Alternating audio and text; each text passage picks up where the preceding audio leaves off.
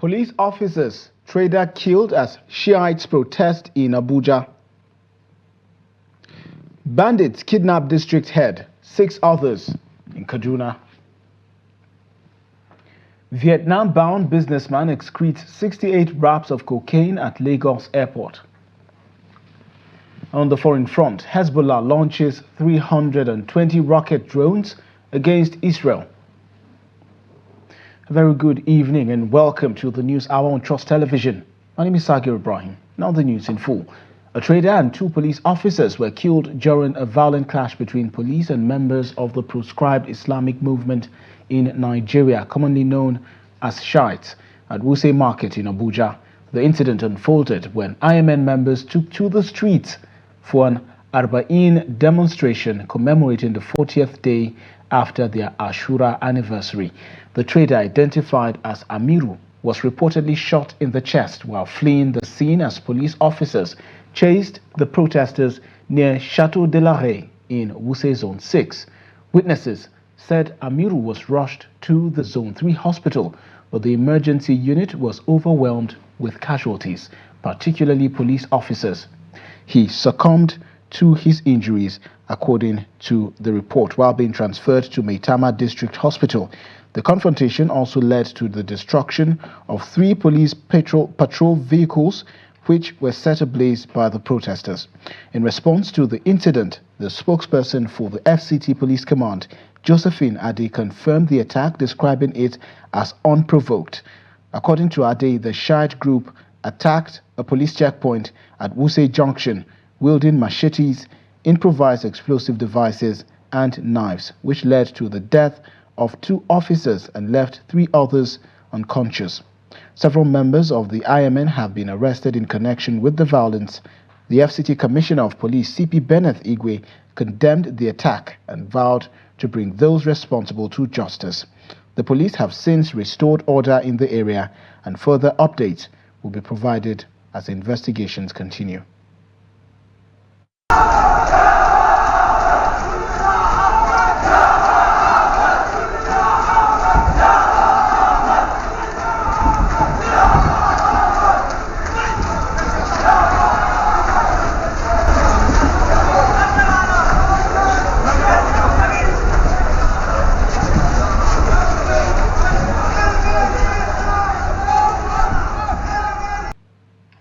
Meanwhile, the leadership of the Islamic movement in Nigeria has accused the police of launching a deadly attack on its members during an Arba'in symbolic trek in the Wuse district of Abuja.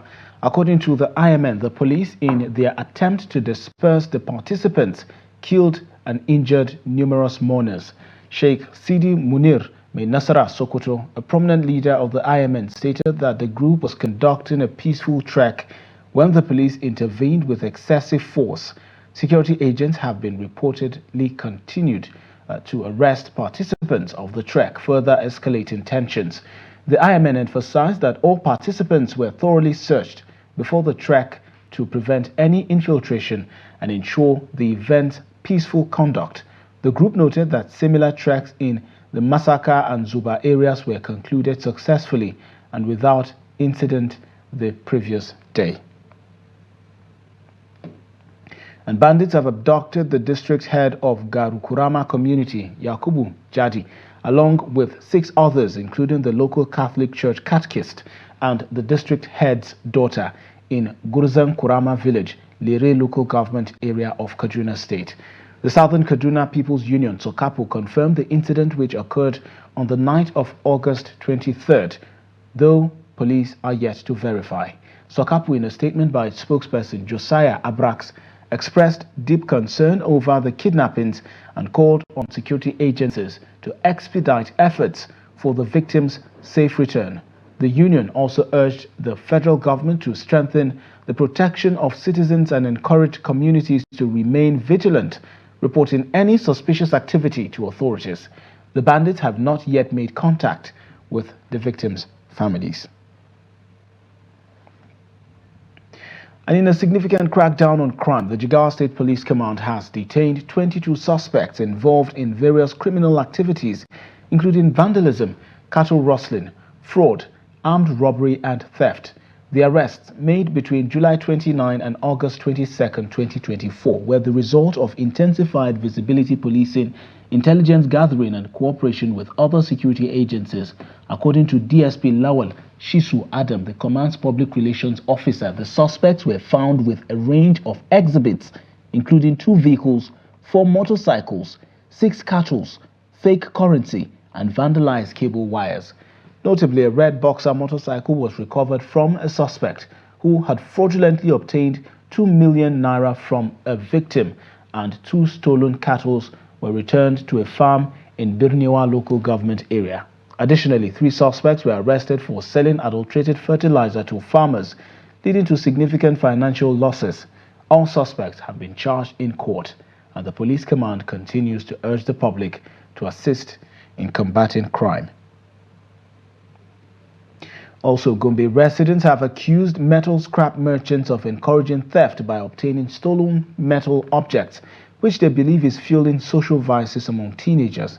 They are calling on the government to regulate the industry to curb these issues.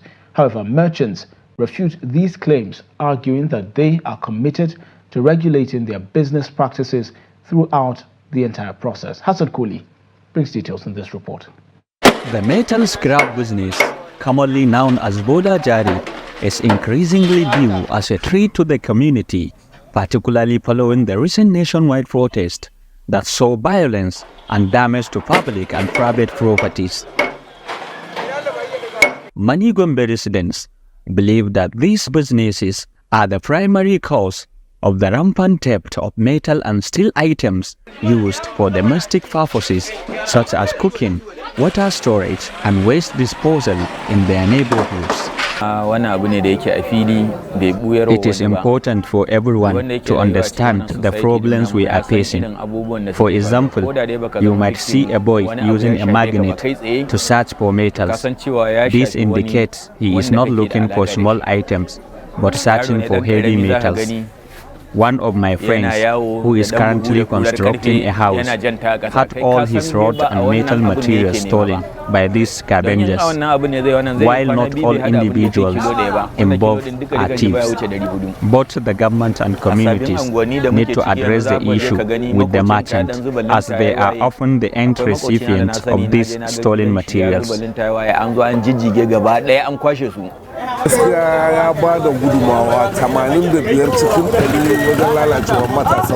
Metal scraps are indeed turning our children into thieves, and the buyers are the roots of this development, and there will not be any seller if there are no receivers.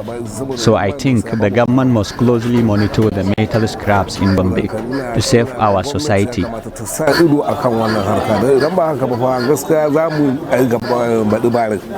According to a leader of the metal scrap merchants in Gombe, while some unscrupulous individuals among the merchants may buy stolen items, these individuals are not registered with the union. He confirmed that there is already an established transactional protocol in place to regulate the business. It is unfortunate that people are calling for the government to ban our business here in Gombe. You cannot deny that there are merchants that are buying stolen properties. However, I am sure that they are not registered members of our union. We are doing everything possible to conduct our business in a legal way, and we have more than 100,000 people who depend on this to earn a living. So we are glad that the government will regulate metal scrap, not ban it. Earlier this month, the Gombe State Governor directed the state's Ministry of Justice to establish operational modalities to regulate the activities of scrap metal merchants. This development has been welcomed by both merchants and the public. From Gombe, Hassan Koli, reporting for Trust TV. On the Department of State Services, the DSS has released Adejuwon Soyinka, an investigative journalist and the pioneer editor of the BBC Pidgin service, after detaining him at Murtala Mohammed International Airport in Lagos. Soyinka, who currently serves as the West African Regional Editor of The Conversation Africa, was arrested upon his arrival from the United Kingdom early Sunday morning but was released after several hours of interrogation.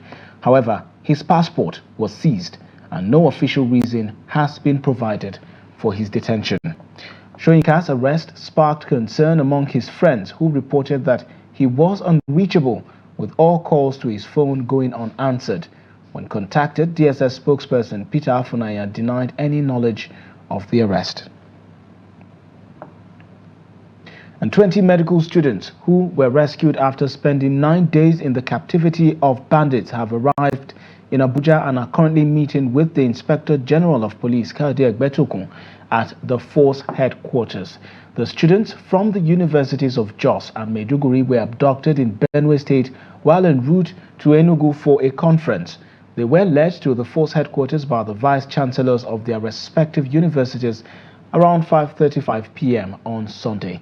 Our correspondent who is attending the ongoing meeting reports that in addition to the IG and vice-chancellors, the Commissioner of Police in the Federal Capital Territory, Bennett Igwe, and his Benue State counterpart are also present. While confirming their release on Saturday, force spokesperson Olumuyiwa Adejobi emphasized that no ransom was paid for their freedom, stating that the students were rescued tactically and professionally from the abductors. The Commissioner of Police, Benue State, most of it through the DPRO, the camp. But you see, we were afraid. The person representing Benue State governor said, and you, the IGP, said this also, that is a turning point.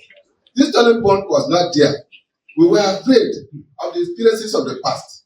That's why we went all the way. Most of us that were in among the 27 of them, most of us had even the money to pay the ransom. Fortunately, this was a hidden intervent, and we appreciate it. We thank you sincerely. Our children are here safe. So if we just have this ceremony without we thanking you, we will not have it. That's why we don't say it. So we are very grateful to you, to the effort. We are very grateful to the President. Tomato prices continue to drop in Jos Plateau State, causing concern among traders at the Farin-Gada market. While the price drop has led to increased product availability, traders are lamenting the low demand and the impact of the ongoing economic hardship on the market. Trust TV's Ado Musa completes the report.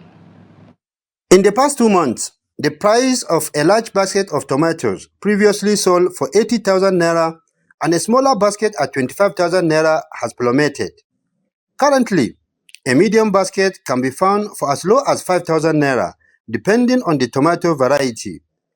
This drastic price drop mirrors recent statistics from the National Bureau of Statistics, highlighting a broader decline in food commodity prices, especially for perishable goods. Okay, we are actually very grateful that the price of tomato as such today has really subsided compared to the previous one that used to be on the high side. But today, to a large extent, the price of tomato in the market has really dropped to the minimum. So at least today it is affordable. And now it's better. Now the price is better. Although when we buy cheap, when the price of the tomatoes come down, it's even hard for us to sell. For in the place that we are selling it, it's very hard for us to sell in that place. So even when the price increase, although we use that opportunity to sell in the place we used to sell. This is my first time of exploring this market. I too, as according to what you said, I too just come and have some view about the price, whether it has dropped or not. But now what I'm seeing, though it's reasonable, but it still needs to do more better. The price still needs to come down more better.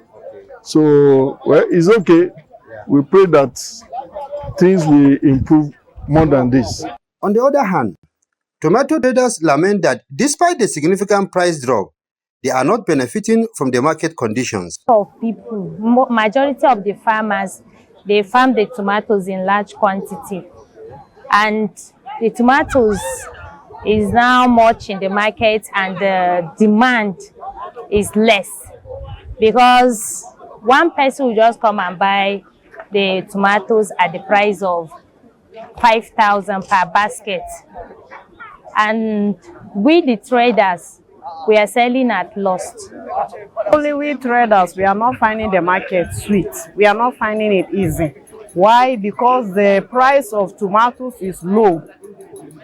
The price is low, so our customers do come and decided to share within themselves. They may decide, 3 people may decide to buy a basket and share within themselves. But when it was costly small, they will not afford to buy a basket.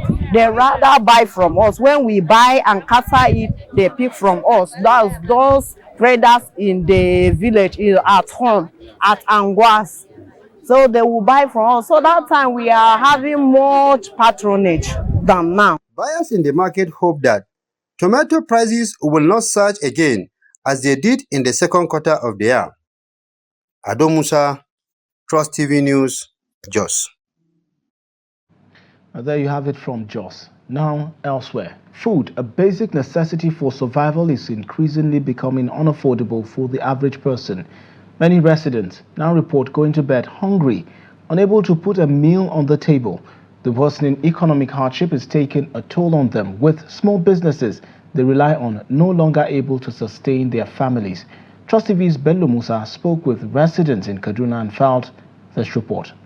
The economic hardship is undoubtedly taking a toll on these residents. Roasted and boiled maize is quickly becoming the go-to meal for the common man in the north. Someone came to my shop begging for something to eat, saying he hadn't had food for 2 days.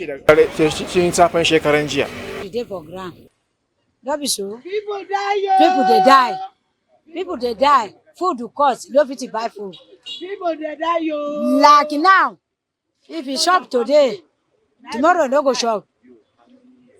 Some people they drink water. Go sleep. 5 days now, I never shop. Me and my children. So, that's my problem. We are in a dire situation due to hunger in the north. We are forced to eat corn because foodstuffs are too expensive. Even gari is beyond our reach. We rarely see food, and when we do, we can only afford to eat once a day. Our children are not even getting enough to satisfy their hunger. Due to the economic hardships they are enduring, they are appealing to the government to address the challenges Nigerians are facing. We are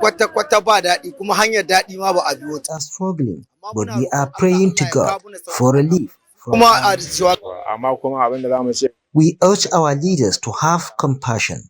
We voted for them, expecting they would address our challenges, but the situation has worsened instead. In addition to economic crisis, many believe that insecurity and insufficient rainfall could lead to a food crisis in the region if urgent action is not taken. Bello Musa, Trust TV News, Kaduna. An estimated 16% of Nigerians are billed to face severe food insecurity between June and August this year, according to International Rescue Committee, IRC, meaning they are extremely hungry. In Katsina, northwest Nigeria, a significant percentage of residents who are low-income earners can barely feed their families with 3 meals, while those below the poverty line sometimes go to bed with empty stomachs, like their counterparts in other food-insecure states. It is against this backdrop, Trust TV's Abdullahi Yamadi speak with a cross-section of the residents on the validity or otherwise of the hunger present in Nigeria. Here's this report.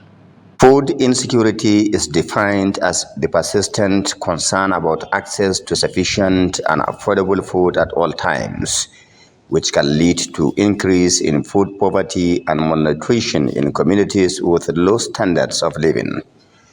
Nigeria is currently facing devastating food insecurity, with statistics indicating rising number of severely food insecure citizens and soaring indices of severely malnourished children, especially in poverty endemic zones. The fundamental question is there hunger in the land as claimed in many quarters? As you can see, I am sick and hungry. Who is doubting about hunger, my son? You bought this jute sleeve for me right now, isn't it? This is my breakfast. I have dependents. About 6 of them, including my mother, are all hungry. This is the worst I have ever seen in my entire life. There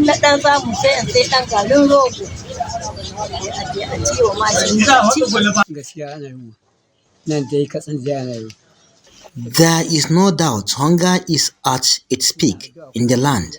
For me and my children cannot count the number of days we go to bed on empty stomach. As I speak, it's now 3:30 p.m. I haven't eaten anything, and my children are there waiting for me.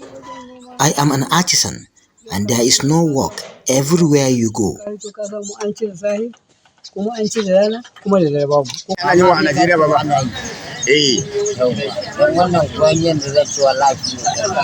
Why are you asking me this kind of question? I can't talk any longer.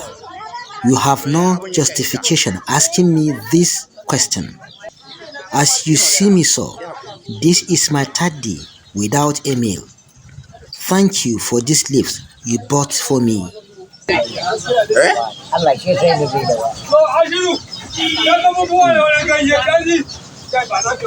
Though Nigeria is not at war like in Somalia or facing severe drought, did the current state of food insecurity has any link to insecurity ravaging the north? Or as a result of subsidy removal? I am the chairman of Cassava Sellers Union in Castina. I am telling you we are on a rescue mission because without us selling this cassava, the hunger crisis will have been more devastating. Even with this, many people are dying from hunger.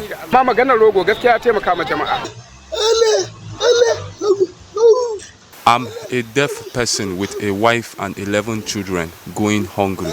I have not eaten anything. I'm terribly in hunger. I pray God salvage us from this current hardship. As for me, I am in trouble.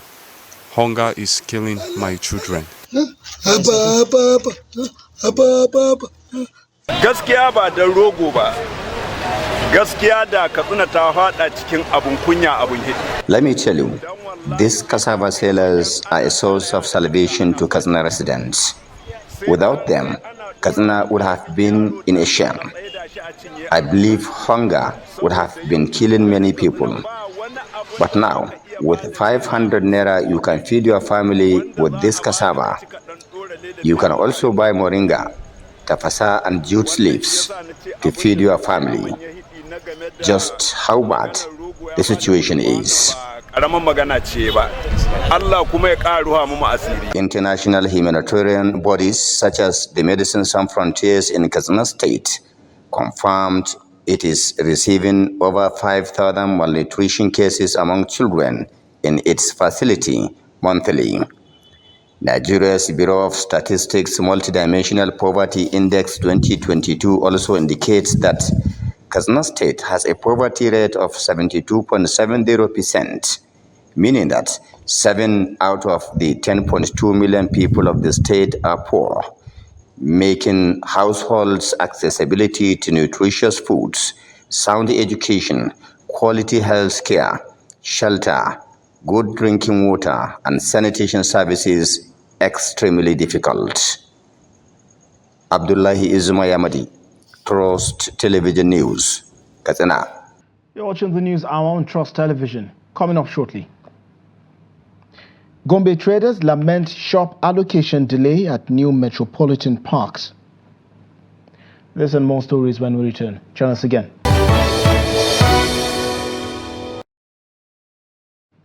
Thanks for staying with the news hour on Trust Television. Here's a recap of our top stories again. Police officers, trader killed as Shiites protest in Abuja. Also, bandits kidnap district head, 6 others in Kaduna. And to other stories now, a Vietnam-bound businessman, Ibianusi Nosike, was apprehended by operatives of the National Drug Law Enforcement Agency at the Murtala Mohammed International Airport in Lagos after excreting 68 wraps of cocaine. Nosike had been under surveillance since arriving from Anambra State on August 7 and was arrested while attempting to board a flight from Lagos to Abuja. In a related case, the NDLEA had earlier arrested another Vietnam-bound businessman, Paul Mbaduha, at the Nnamdi Azikiwe International Airport on August 12. Mbaduha excreted 88 wraps of cocaine weighing 1.710 kilograms. The NDLEA spokesperson, Femi Babafemi, revealed that further arrests included an Onitsha-based businessman caught with 1.20 kilograms of cannabis headed to Dubai, and a female drug trafficking gang operating in Lagos. Additionally, NDLEA operatives at Tinkan Seaport intercepted codeine worth 2.2 billion naira, and 2 women in Edo State were arrested for selling drug-laced cookies and cakes online.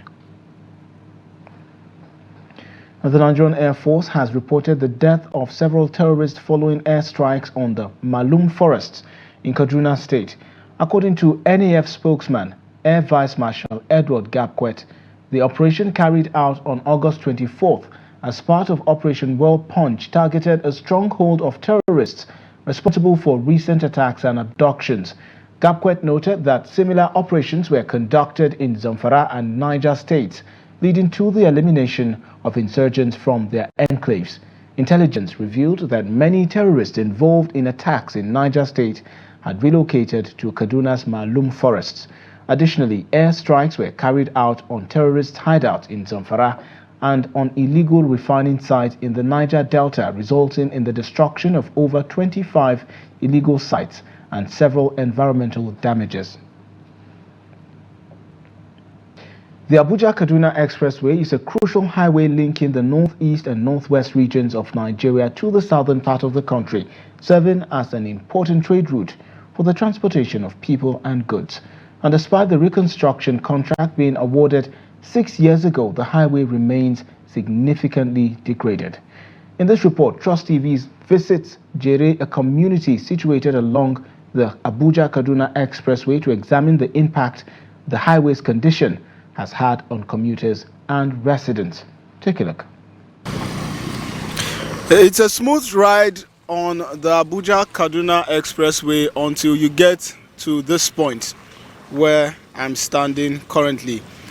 This is not a pond in Abuja, it's a crater along the Abuja-Kaduna Expressway. This is Jere community along the way to Kaduna State. This road is supposed to be a major link between the southern part of the country and also the northwestern and northeastern part of the country. But 6 years since the contract was awarded for the rehabilitation of this road by the President Muhammadu Buhari administration, not much has been heard in terms of development. Blessing Boniface runs a small business by the shoulder of the expressway, selling roasted maize to travelers plying through to their different destinations.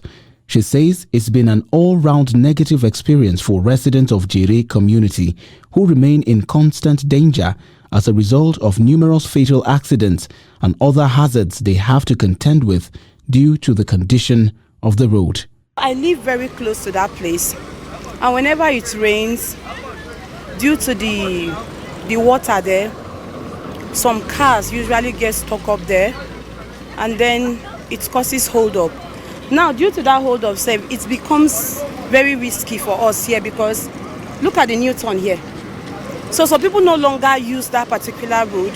Instead, they will prefer taking this shortcut here. How many times the motor get accidents for that road? Even that road make even some people now one way in the photo. Even some one way now the motor kill some people for that one way. Now with the call government that so that to make government come around us so that they go repair the road. Now we are not safe here because of if we go one way, you teach only one way. If we not take time, motor go clear you. How many people lost their life on the other side?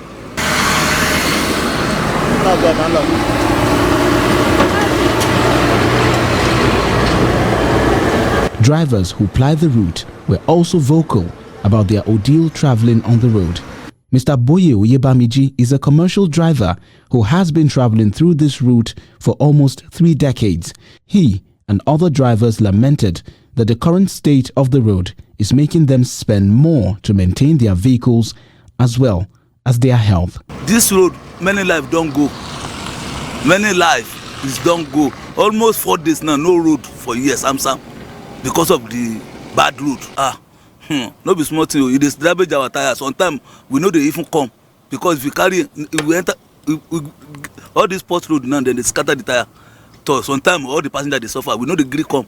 If they pay me for body, no be small thing. Because of this port road, they can do anything. They can carry person inside the port road. Immediately they dodge gallop now, you go see somebody carry you. Honestly, this road causes a lot of accidents. Even at the moment, just a few meters from here, a Hummer bus is lying on the side of the road. It had an accident due to the bad condition of the road. It is difficult to go 2 weeks without repairing something in this my car. And if you don't repair it, it could worsen and you may even have an accident, something that should last you a year before replacement. We fix them in 1 or 2 months. The government should please do something.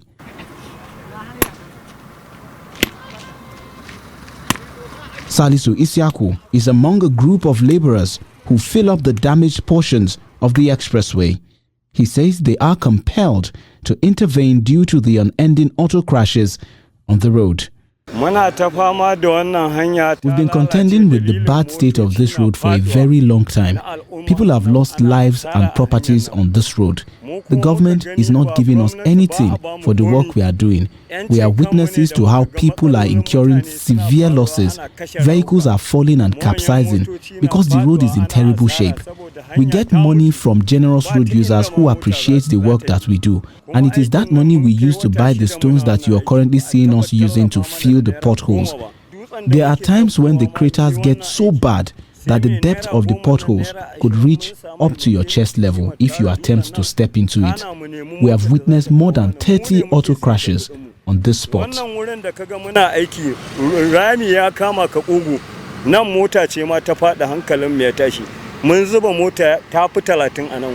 The expressway, which is a major link connecting the north and the south of Nigeria, is now a nightmare for users who have complained about how it has increased the activities of criminal elements along the route who take advantage of its poor condition to carry out armed robbery operations and even abduction for ransom. The contract for the Abuja-Kaduna section, along with the Kaduna-Zaria and Zaria-Kano sections, was awarded on December 20th, 2018 by the former President Muhammadu Buhari administration with an initial completion timeline of 3 years. The reconstruction of the 375.9 kilometers dual carriageway from Abuja to Kano was originally awarded at a cost of 155 billion naira. However, in 2021, the cost was revised to 642.2 billion naira and subsequently increased to 797.2 billion naira. In January of this year, 2024, the Minister of Works, Engineer David Umahi, reported that the contractor Messrs Julius Berger Nigeria PLC had requested an additional upward revision to 1.35 trillion naira, a sum the minister stated the government could not afford. The project, funded through the Presidential Infrastructure Development Fund, has made little progress on the Abuja-Kaduna section despite significant advancement on the other 2 sections, which are nearing completion.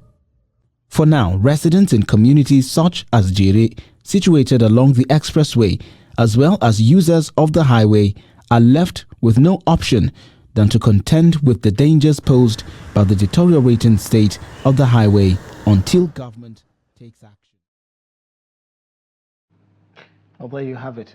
Also, Governor Ahmadu Umaru Fintiri visited Shua and Kirchinga in Madagali local government area of Adamawa State to offer support to flood victims who have suffered devastating losses, including 6 deaths. Describing the situation as heartbreaking, Governor Fintiri pledged ongoing government assistance and palliative care to those affected. Trust TV's Gibson Swatigo reports. The flood has paralyzed both social and economic activities, severing the Shua Bridge that connects Adamawa and Borno states. The disaster, caused by heavy rains, in Madagali has resulted in 6 deaths and displaced thousands, destroying homes, shops, and boreholes. Governor Manuel Fintri, while expressing his sympathy, criticized the delayed flood warning from the Nigerian Meteorological Agency and called for dedicated liaison officer to ensure timely updates. He also emphasized the need for federal government to build additional bridges on the Madagali-Michika highway and repair the damaged roads. Well, it's a sorry situation, very pathetic.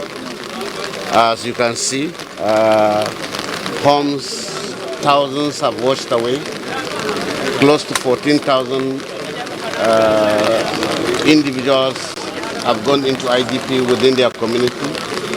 And all I can say for now is that the government would deploy for palliatives and ensure that they remain safe, healthy, and their condition keep improving. I'm here with a contractor to see what we can do to link the two local governments on the bridge that has cut off.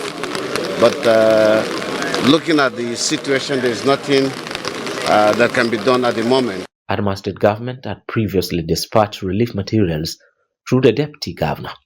Ibrahim Lawan, a victim, revealed that the heavy downpour forcefully driven from Mandara Mountains caused widespread destruction, washing away many valuables and severely impacting the affected areas. We will not get a chance to go there to any community now. We need assistance from government.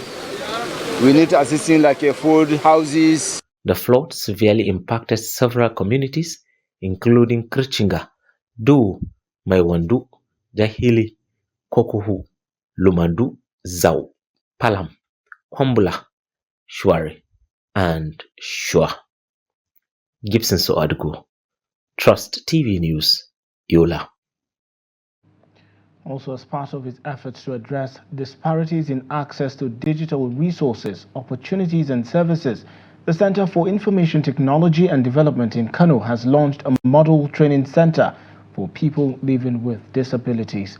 This initiative aligns with global efforts to ensure that no one is left behind in the pursuit of sustainable development, reports Idris Jubrin. Take a look. From limited access to healthcare and education to economic opportunities and social inclusion, people living with disabilities face significant barriers to progress. To address these challenges, the Center for Information Technology and Development has launched a training program aimed at empowering marginalized groups by improving their access to digital resources and education. Some years back, the United Nations declared that no one should be left behind digitally. Now, if you don't train people with disabilities, they would be left behind. So for that purpose, we want to make sure that the clarion call by the UN is observed in Kano. There has been, as I said in my speech, some perestroika, which means restructuring in the way persons with disabilities were treated before and the way they are treated now, in the sense that now computer is available for them to use, and we are here to witness the commissioning of the training center for persons with disabilities, so that come next year, when they will start writing JAM, they'll be able to take the CBT test without any hitch, without any challenge of whatsoever. Kano State government sees this effort by CTET as aligned with its policies to promote digital literacy and skill development among residents. The Kano State government under the present administration led by Alhaji Abba Kabir Yusuf changed even the title of Ministry of Women Affairs to be Ministry of Women, Children, and People with Disabilities. And the Act for PWDs is now before Kano State Assembly. They are trying to establish an agency that will take care of them. And for the sense of inclusivity, whatever the government is doing, they are taking them on board. There are a special empowerment program that's targeted toward them only. With increased support for people with disabilities and a push for greater inclusivity, it is hoped that special training and empowerment programs will continue to expand their reach. Idris Jubrin, Trust TV News, Kano. And just a week after the Gombe state government relocated all metropolitan parks to the newly commissioned mega parks, traders are raising concerns over the lack of shop allocations. These traders, who initially set up temporary kiosks at the new parks, have now been ordered to vacate immediately. Many say they depend on the park for their livelihoods, and without proper shop allocations, they are left jobless. Trust TV's Hassan Koli brings more in this report. Traders relocated from the punked parks like Tashan Bauchi, Tashan Duku and Gombe Line are expressing deep concern over the threat of unemployment due to the removal of their kiosks.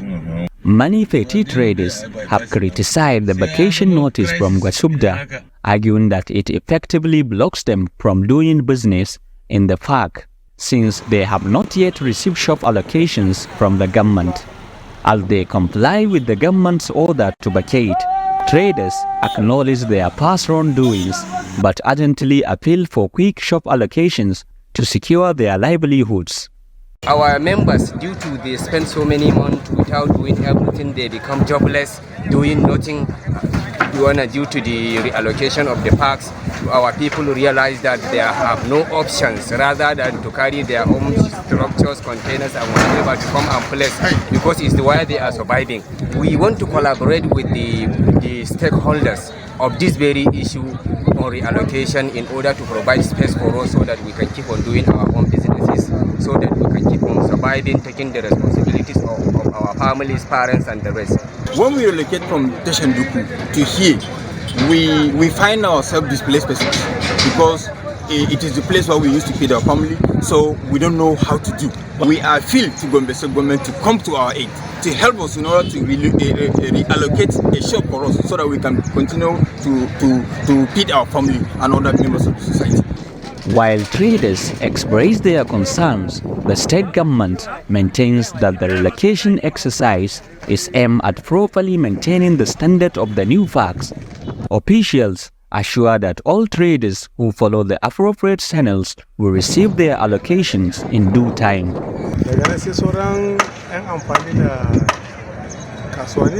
After relocating motor parks here, most of the traders from there came in here and mounted their kiosks illegally. So we asked them to vacate and follow the appropriate way, as every union had its own allocations, which we are working on, and every will without doubt receive their allocations. However, for now, Gosubda is working to enforce proper usage of the allocations. Traders remain optimistic that the government will soon allocate shops, allowing them to resume their daily businesses. From Gombe, Hassan Koli reporting for Trust TV. You're watching the news hour on Trust Television. And away from Nigeria now, Hezbollah launched a large-scale attack on Israeli positions on Sunday, firing more than 320 Katyusha rockets and deploying drones in what it called an initial response to the recent killing of one of its top commanders, Fuad Shukr, in southern Beirut. The Lebanese militant group targeted 11 Israeli bases and barracks, including sites on the annexed Golan Heights, and claimed that the first phase of the attack had been a total success, facilitating the passage of drones deep into Israeli territory. This escalation follows the death of Hamas leader Ismail Haniyeh in Tehran and comes amid ongoing exchanges of fire between Hezbollah and Israel since the Gaza war erupted on October 7 after Hamas's attack on Israel. Hezbollah has vowed severe retaliation if Lebanese civilians are harmed, and Lebanon's national news agency reported Israeli strikes on multiple locations in southern Lebanon in response. The situation raises fears of a broader conflict in the region as both sides continue to intensify their military actions. Also, Israeli Defense Minister Yoav Gallant has declared a 48-hour nationwide state of emergency on Sunday following preemptive military strikes in Lebanon. The announcement, issued by Gallant's office, grants the Israeli Defense Forces the authority to impose restrictions on public gatherings and close potentially vulnerable sites across the country. Gallant cited concerns over a high probability of an imminent attack on civilian areas not previously covered by local emergency measures, prompting the extension of the state of emergency to additional regions. This decision underscores the urgency of the situation as Israel braces for potential threats. In a separate communication, the Defense Ministry confirmed that Gallant had briefed U.S. Secretary of Defense Lloyd Austin on the evolving situation. Gallant emphasized that the strikes in Lebanon were conducted with precision to neutralize the imminent threat to Israeli citizens. Israel is closely monitoring developments in Beirut and remains determined to defend its people, while also discussing with Austin the importance of preventing a broader regional escalation. And on Sunday, 2 separate bus accidents in Pakistan resulted in at least 34 deaths, unfortunately. In the first incident, 22 people were killed when a bus plunged into a ravine near Azad Patan on the border between Punjab province and Pakistan-administered Kashmir. Rescue officials identified the victims as 15 men, 6 women, and 1 child. In a second accident, 12 men died when their bus veered off the Makran coastal highway in Balochistan, crashing into a ravine after being turned back from the Iran border. The treacherous road conditions and speeding were cited as contributing factors. The bus was en route to the Araba'in pilgrimage but was stopped due to issues with travel documents. These accidents highlight the ongoing issues with road safety in Pakistan, where lax safety measures and poor infrastructure contribute to frequent fatalities. This follows a recent tragedy where 28 Pakistani pilgrims who had been involved in a car crash in Iran were repatriated.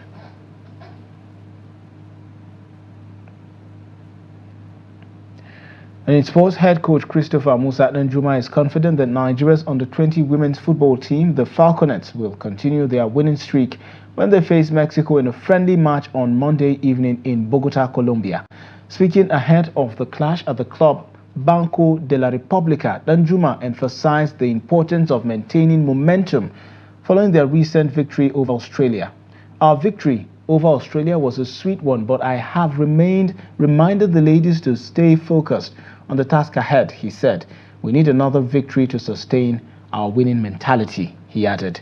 The Falconets, who are preparing for the FIFA Under-20 Women's World Cup, have been in impressive form, winning 5 of their 6 qualifying matches with commanding scorelines.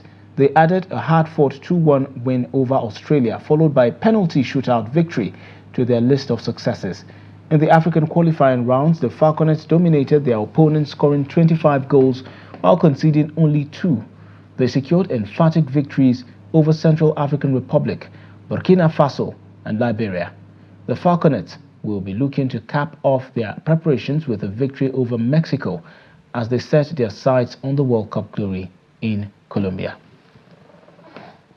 And the remains of Alhaji Yunusa Muhammadu Danyaya, the late Emir of Ningi, has been laid to rest in his palace, Ningi local government area of Bauchi State. The 88-year-old monarch passed away after a protracted illness at a hospital in Kano, leaving behind a legacy of exemplary leadership that spanned 46 years. Trust TV's Adamu Imam was there at the funeral in Ningi. The funeral prayer led by the Chief Imam of Ningi, Dr. Muhammad Umar, was attended by dignitaries from all walks of life, including Governor Bala Mohammed of Bauchi State, emirs from within and outside the state, top government functionaries, politicians, and hundreds of sympathizers. Governor Bala Mohammed eulogized the late emir, describing him as a father who demonstrated the highest value of leadership, fostering unity, progress, and development not only within Ningi Emirate and Bauchi State, but also the country as a whole. Father who really distinguished himself as a lover of the people, who had always come to any government in Bauchi to remind us of the needs, developmental needs of Ningi. I really I felt it's a great loss. It's irreparable. There is nothing we can do. We only pray for Allah to give him salvation in paradise. Some dignitaries attended the funeral and commended the Emir's contribution in tackling security issues in Ningi and beyond. Really, the entire country, the northern states, Bauchi State in particular, we lost a gigantic ruler, a pragmatic aristocrat. So we pray that Firdausi, General Firdausi, should be his last eternal residence. We are going to remember him greatly because he has been very much wonderful to his people, most especially thinking about them always in terms of how to improve and provide security in his own domain. So we continue to pray to God Almighty to grant him eternal peace. And also, anybody that is coming after him as the next emir will also copy from what he has done tremendously in improving security in Nigeria Emirates. Special prayers were offered to grant the deceased eternal rest and for the family the fortitude to bear the loss. The late emir's 46-year reign was marked by wisdom, compassion, and dedication to the welfare of his people. He left behind 4 wives and 25 children, as well as a number of grandchildren. Adam Imam, Trust TV News, Bauchi. And that wraps up the news hour on Trust Television. Do not forget to follow us across all of our social platforms and catch our live stream on YouTube for more news programs and documentaries. My name is Sakir Ibrahim. On behalf of the crew, have a good night.